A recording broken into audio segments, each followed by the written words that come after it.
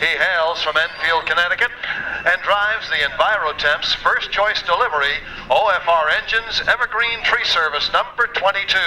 It's Craig St. Germain. Right alongside one of the real nice guys of this business of auto racing, sits beside car number 99. It's the bumper-to-bumper auto parts, Superstart batteries, K&W Custom Auto, Better Letter Signs, Performance Fabrication Grand Prix number 99 for Bill Lawrenson of Windsor, Connecticut. Next is another one of those individuals. It's the last time that we'll be saying this. He is the defending track champion at Riverside Park Speedway. The Marquis Salamone Mobile 9 Service Center, Joe Bean Auto Body, Horsepower Engineering number 5. From Orange, Massachusetts, would you give a nice round of applause? What a great run he turned in the Busch Grand National event last Saturday night, Tom Carey Jr.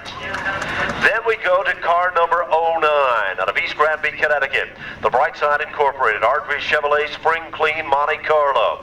Feature event winner in car number 09, second generation driver for Jay Miller. We move now to the inside of the fourth row, and now another outstanding young competitor. This gentleman has just improved, it seems, week by week. He drives the number 37. From Windsor Locks, Connecticut, he's aboard the Pryor Brothers Fabrication Specialty Automotive Grand Prix number 37. It's Les Hinckley.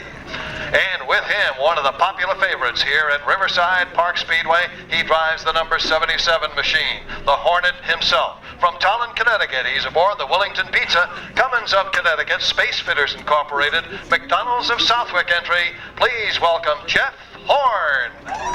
Always a front runner in this division, the Yankee Energy Servue Automotive Willie Wheels Cutlass. From Belchertown, Massachusetts, car number 29. The Yankee Energy machine for Barry Gray. Starting next to Barry Gray, he'll be driving the Silver Bullet. From Ellington, Connecticut, the Performance Off-Road Stafford Auto Recycling. Horsepower Engineering, Botticello Incorporated Lumina. From Ellington, Connecticut, what a great 1996 season this young man has had. Driver of car number 0, it is Jeff Connors. Talk about talented drivers. Well, this gentleman next certainly has it all. He's the driver of car number 17 and our current point leader by 66 points. He drives the number 17. From Agawam, Massachusetts, it's the Riverside Park Motorsports, Cliffs Auto, Snap-on Tools, Precision Automotive Monte Carlo for Eddie Carroll. Next we go to car number 16, and he has asked us to pass along a special thank you. A thank you for their support, the good folks Mike and Carolyn who own Dirty McDuff's. They've sold their business and they've been an avid supporter of this talented driver that we just introduced, Bennett Fuller. We wish them the very, very best. We move now to our next starting position. Raleigh? Yes, Bennett, of course, in that Enfield Ford number 16.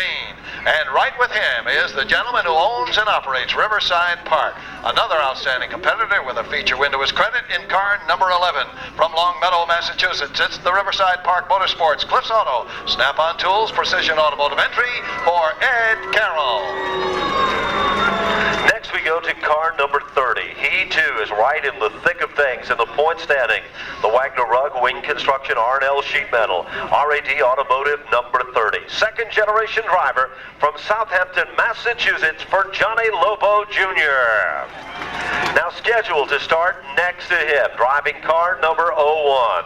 From Thomaston, Connecticut, the Signature Central Vacuum, John R. Lyman Company Comfort Footwear, Expert T, Bristol Sign Arts Grand Prix. Car number 01, the Matt Powers race car from Thomaston for Scott Booley.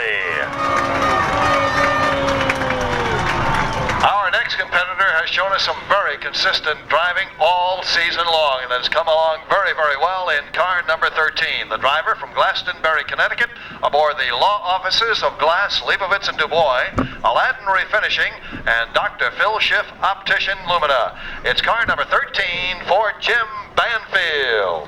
Another driver who will be making his final appearance at Riverside in the Pro Stock Division. He'll next be moving to the Busch Grand National North Circuit. The driver of car number 12 from Vernon, Connecticut, the Quinco Racing AAA Aircraft Supply, Pinella Plumbing, Pete's Radiator number 12. Would you welcome Doug D'Alessandro? And next in line, he's coming along nicely. He's right up there in the point chase at the Stafford Motor Speedway. Joined us just 4 weeks ago and has adapted to Riverside tracks very, very well. He hails from Wellington in Connecticut. It's the Cooling Oil, Barton & Bolton Associates, Primo's Pizza, New England Interior Specialties, Sign-Tech number 24 for Willie Hardy Jr. Next is the gentleman who is a newlywed, the driver of car number 42 from Agawam, Massachusetts. The Porter-Chester Institute, Bradley Ramada Inn, Precision Auto, Summersville Auto Lumina. Car number 42 from Agawam, Mass, one of the hometown favorites, it's Tommy Fern. Next in our lineup, from Springfield, Massachusetts. What a great improvement this driver has shown over the course of the season. He hails from Springfield and drives the Roy Rogers of Manchester Camaro. A warm welcome, please, for the driver of car number 73, Sonny Fiega. Then we go to car number 18. He is a former late model champion, the Sign-Tech Teddy Bear Pools and Spa, John Sunoco. Number 18 from Chicopee, Massachusetts, Gary Piermonte. And starting scratch, feature event winner, driving car number 10. The Porter and Chester Institute, Enfield, Nissan, Pontiac, Vassar Landscaping, Pontiac Trans Am, from Enfield, Connecticut, Rich Vassar. That is your starting lineup. As the drivers get strapped into their automobiles, Raleigh Jacobs will take a quick look at the points going into the crowning night in the Pro Stock Division.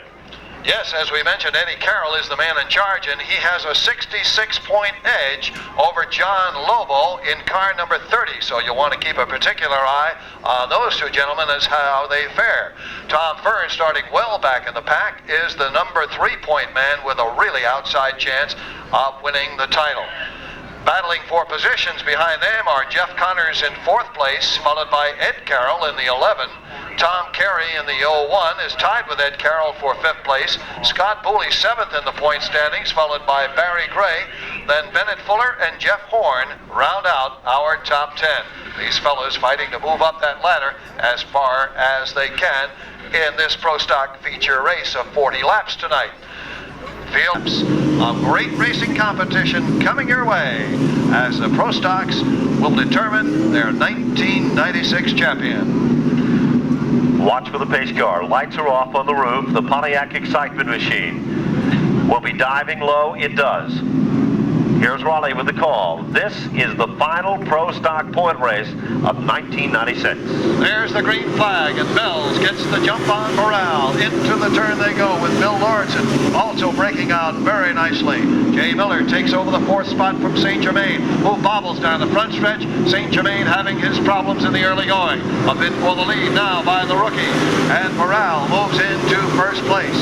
Bill Lawrenson looking for that elusive first victory of the season, coming on strong in the 99. Back in the pack, St. Germain limping along and out of contention. Morale is your leader as they complete lap number 2, but Bill Lawrenson continue his surge toward the front. He's on the outside and he overtakes Blaine Bells. Tom Carey moves up to the number 4 spot in the 5 car. Off the turn, back to the line they come, and it's a rookie that leads him for the first 3 circuits, hunted down by one of the all-time veterans here at Riverside. Meanwhile, Carey's looking for some room down underneath Blaine Bells. Further back in the pack, Barry Gray, Lobo, Eddie Carroll, and Scott Booley are all trying to get to the front of this class. Long way to go. They've went twice this season for 75-lap events. This is the 3rd 75-lap program in 1996. At the moment, Lobo is just ahead of our point leader, Carroll, so they'll certainly keep an eye on one another. Morale still your leader, but here comes Tom Carey, a bid for 2nd place as he dives under Lawrenson. They're side by side down the backstretch. Good battle there. They're both closing in on our leader. But let's see who has it. It's Tom Carey in 2nd place at the line. St. Germain, meanwhile, drops out in car 22. Well, further back of the field, Jeff the Hornet Horn and John Lobo Jr. are duking it out. That's for position number 8, 9, and 10. Inside lane is looking pretty good as they head through the turn. On the outside, Blaine Bells and Les Hinckley. Jeff Connors got the best seat to watch, but he doesn't want to watch. He wants to run with the top dogs at the front of this field. And he tries, as we've got a brand new leader. Yes, we do. On lap number 10, it is car number 5 that takes over the lead. All right, Kerry, a tough man to catch once he gets that lead. It will be a man to watch in this one now. Here comes Lawrenson fighting for second place. Bill in the 99 now has that position. He gets a little bit sideways, but then holds on and takes the second spot away from Morale. What a great battle. Top 3 cars run under a blanket a little further back. We've got several mini bursts of power going on, and it is Les Hinckley on the bottom of Blaine Bells trying for that 4th, 5th, and 6th position. Barry Gray, Jeff the Hornet Horn, John Lobo, Eddie Carroll, Doug Dell, Scott Booley, and Ed Carroll, all in the quest in a group of cars that are trying to get into the top 4 positions.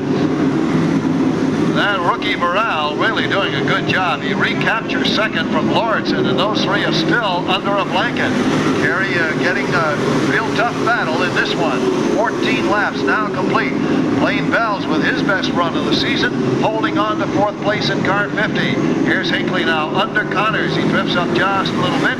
Connors holds on to the number 5 spot in the 0 car. He changes lanes, goes to the inside of Bells. Down the backstretch, Bells still holds that 4th spot. Good racing action when you look back into the 4th through 15th position. That's right, 4th through 15th. That's how close it is. Now Connor saw the door open momentarily as Blaine Bells let him see some daylight on the bottom. Here comes the silver bullet. Jeff Connors tries it down low. Barry Gray is right there on his back bumper. Connors is up to 4. Almost. Yes, he's there. Now Blaine Bells rides up on his body. Les Hinckley 3 wide. Blaine Bells gives Connors a wrap to the bumper. We're still under green.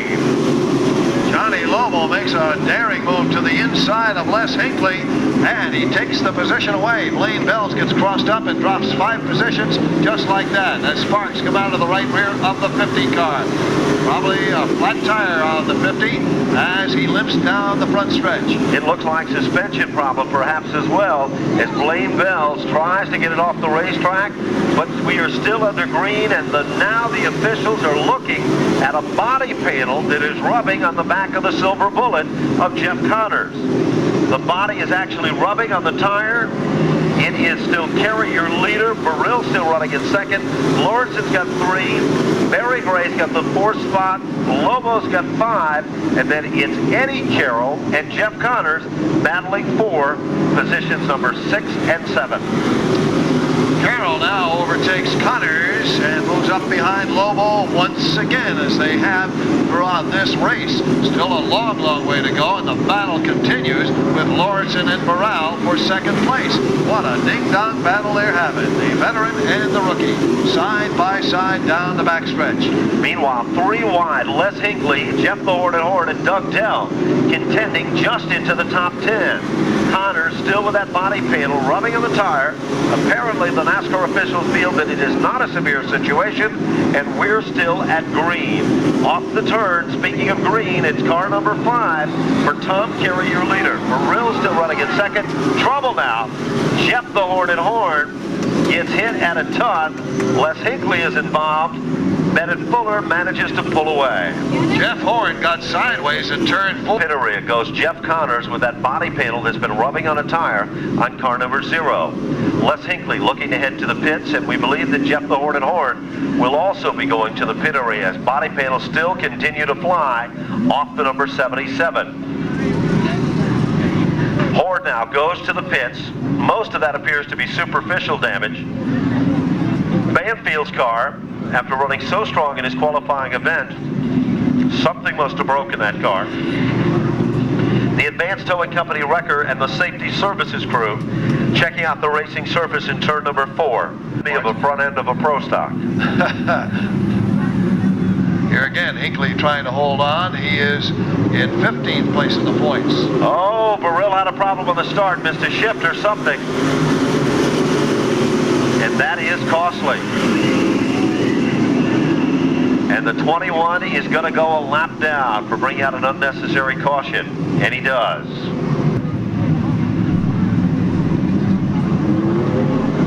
There's the green flag from Billy Dunn, and getting the bite is Tom Carey.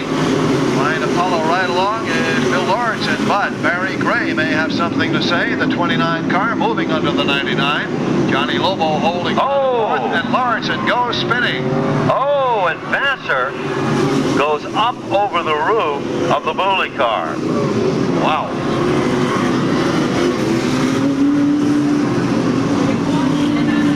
Wow. It all started when Billy Lawrenson, with some help, went around. That set off a chain reaction. And the Booley car literally found itself beneath Rich Vassar's number 10. So Matt Powers.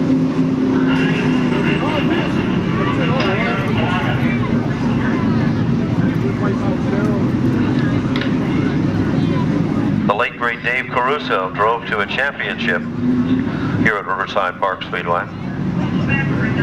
Billy Lawrenson's bumper-to-bumper auto parts, number 99. As we said, Lawrenson was helped around, and that set off that chain reaction.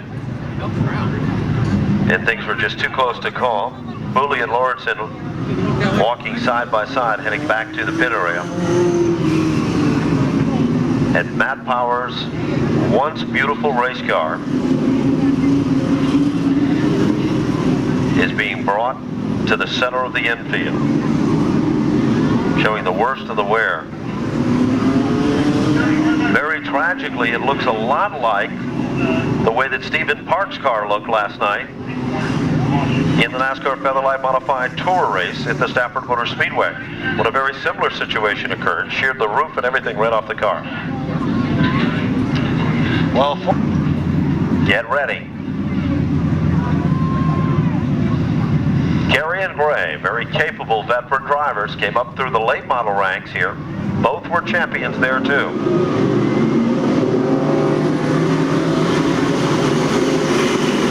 Nice smooth start, and Carey is the dominant car.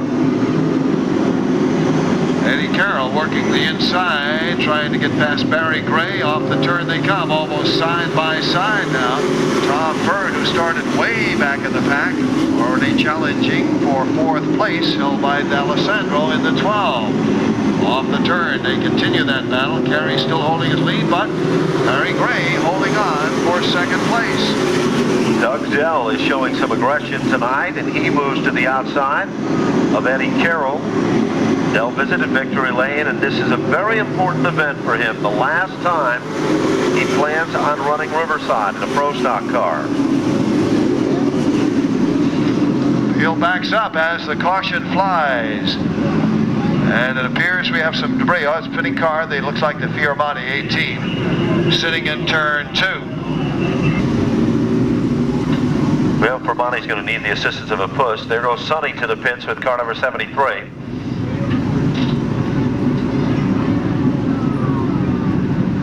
Leader on the outside of the 2nd row, so he's in very good shape.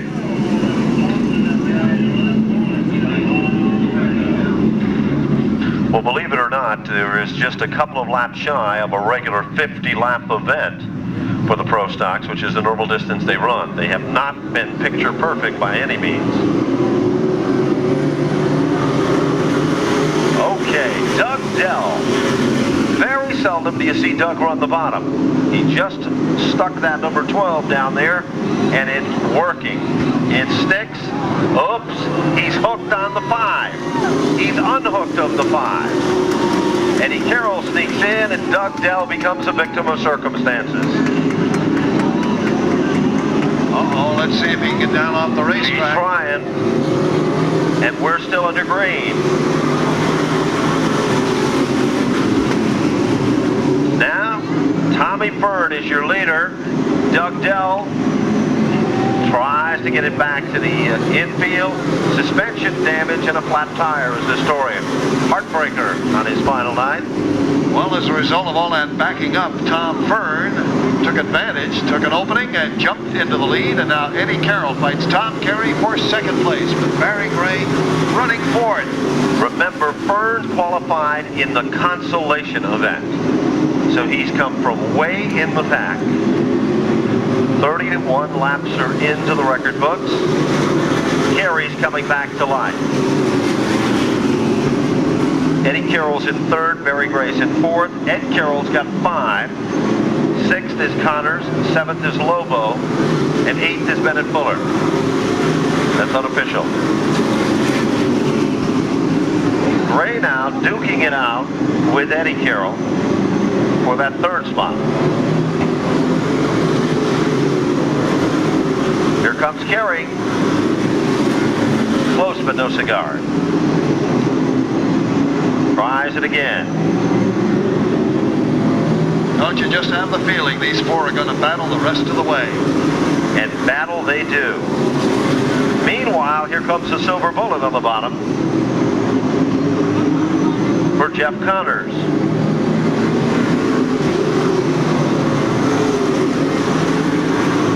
And Carey's back in command. How about that one? And Eddie Carroll will fight Fern now for second place. Let's see what Fern may have in store for the leader. Tom Carey and Tommy Fern are two of the best full-body pro stock drivers in this division. And right behind him is two more. A pair that'll beat a full house. Oh, Lobo and Connors comes together. Lobo's got 5 and Connors is right there in 6 with car number 0. Lobo drifts up. That opens the door for Connors. Let's see if he can sneak back in there. Out of the turn they come. Meanwhile, Barry Gray challenges Eddie Carroll for that third spot. There's another battle going on. Good racing there.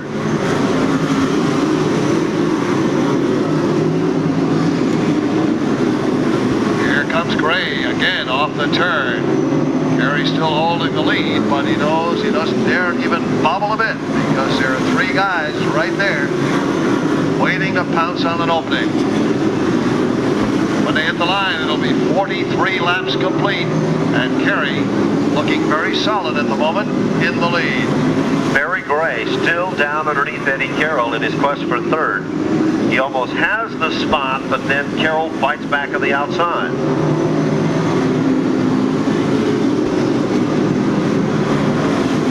Nobody is letting Carey get far out of their sight.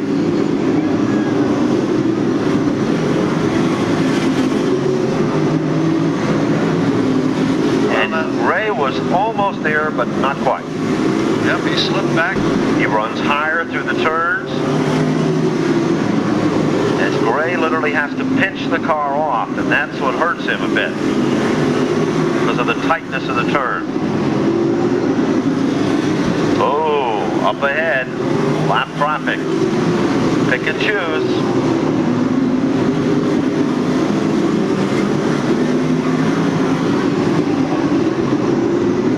Here comes Sonny.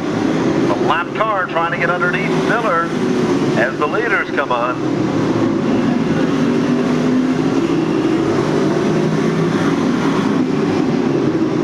When they come to the stripe this time, 25 laps to go.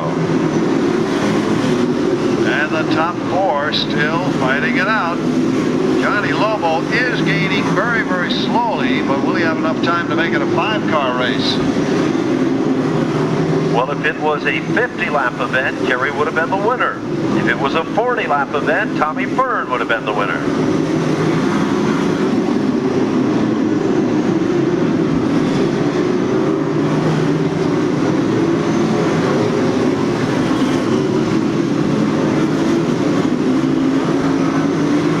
Barry Gray is again down underneath Eddie Carroll. He's got the spot. Gray's now setting his sights on Tommy Fern.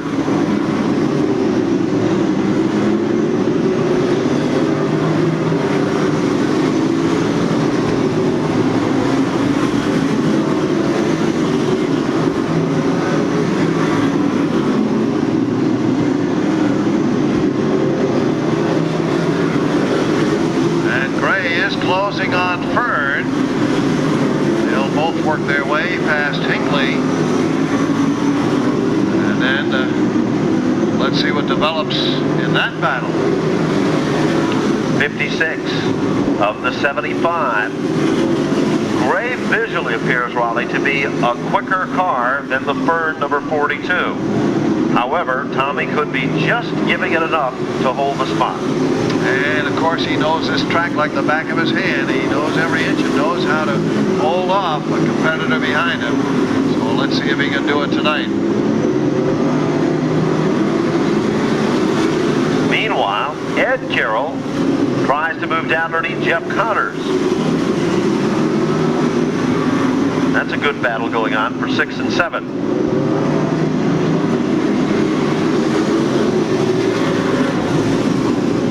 There's Carroll and Connors. When they hit the line, it'll be just 15 laps to go.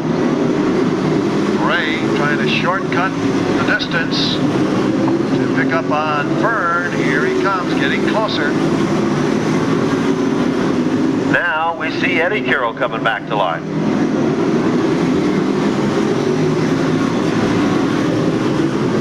Barry Gray sees the door open on the bottom. Willie Hardy pulls to the center of the infield.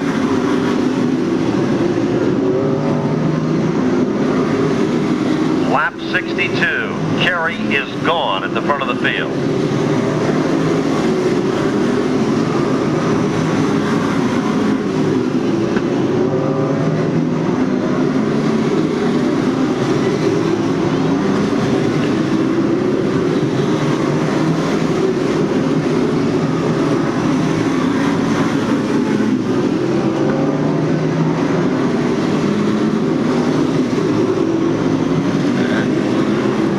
Good battle is for second, third, and fourth place. Ed Carroll has got by less than 10 laps to go. They come back to the line.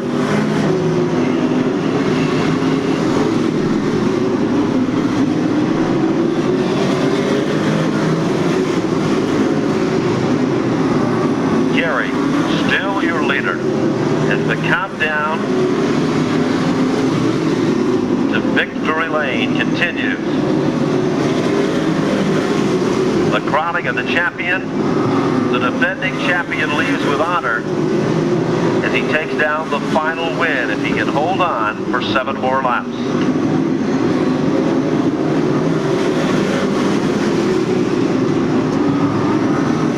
Tommy Fern able to use the middle of the car as a pit car as he goes across the line. 6 laps remaining. With 6 laps to go, it is still Gary. But look at that battle for second, third, fourth. And now Lobo's moving in. It's a 4-car battle. Count it down. 4 laps remaining. Tom Carey, the 1995 champion, wants to end this with success and hand the reign over. Look at the battle for second now. Barry Gray is all over Tommy Fern. Eddie Carroll and John Lobo are right there too. Popsicle sticks are up. 2 laps to go. Lapped car could decide second through 5th.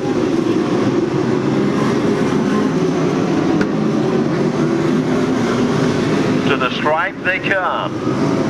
White flag is out, 1 lap to go. Lobo down underneath Eddie Carroll. He's got the spot. Here comes the checker. It is Carey, Fern, Gray, Lobo, Eddie Carroll, Ed Carroll, Jeff Connors, Bennett Fuller, and Rich Vassar. Well, 75 laps later, in the American Saw Lennox Acme Auto Supply event, the reigning champion, Tom Carey Jr., ends 1996 with another victory. He'll turn the title over to Eddie Carroll as the 1996 Riverside Park Speedway champion. As Carroll takes the championship lap around the oval,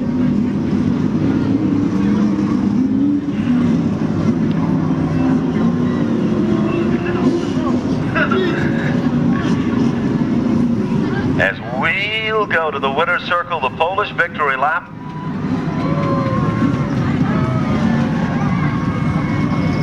As Raleigh is in the winner's circle to speak with not only the winner, but the champion.